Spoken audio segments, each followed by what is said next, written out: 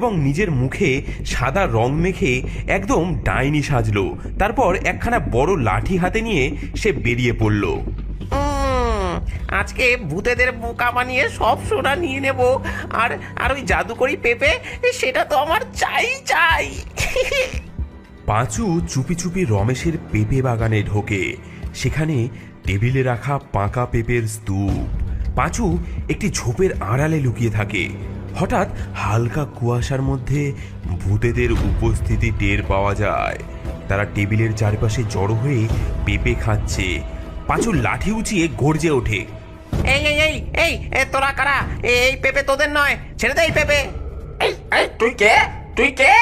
আমাদের পেঁপে খাওয়ার কে বাধা দেয়? আমি হলাম এই বাগানের রক্ষক, ডাইনি। তোরা এখানে আর আসতে পারবি না। পেঁপের বদলে সোনা রেখে দিয়ে যা। ভূতেরা একে অপরের দিকে তাকায়।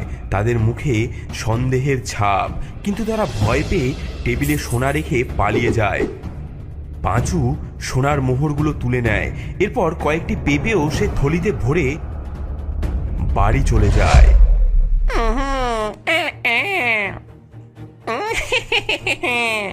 এই পেঁপে খেলে আমিও ভূতেদের মতো জাদুকরি শক্তি পাবো। তখন রমেশের মতো ভাগ্যবান আমিও হব।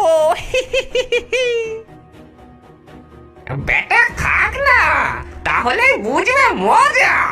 এগুলো মানুষের জন্য নয়, এই পেঁপে শুধু আমাদের জন্য। পাঁচু বাড়িতে এসে পেঁপেগুলো খেতে শুরু করে। এত মিষ্টি পেঁপে, এতে নিশ্চয়ই জাদুর শক্তি আছে। এখনই দেখাই যাবে কি ব্যাপার। কিন্তু হঠাৎ পাঁচুর চোখ বড় হয়ে যায়। সে নিজের হাতের দিকে তাকায়। তার আঙুলগুলো মোটা হয়ে সবুজ রং ধারণ করছে। হ্যাঁ, কি হচ্ছে আমার?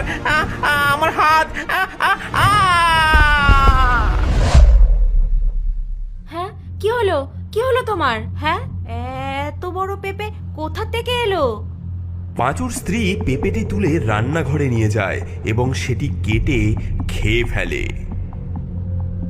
ওগো, ওগো, আমাকে বের করো। আমি এখানে বন্দি, আমাকে বের করো।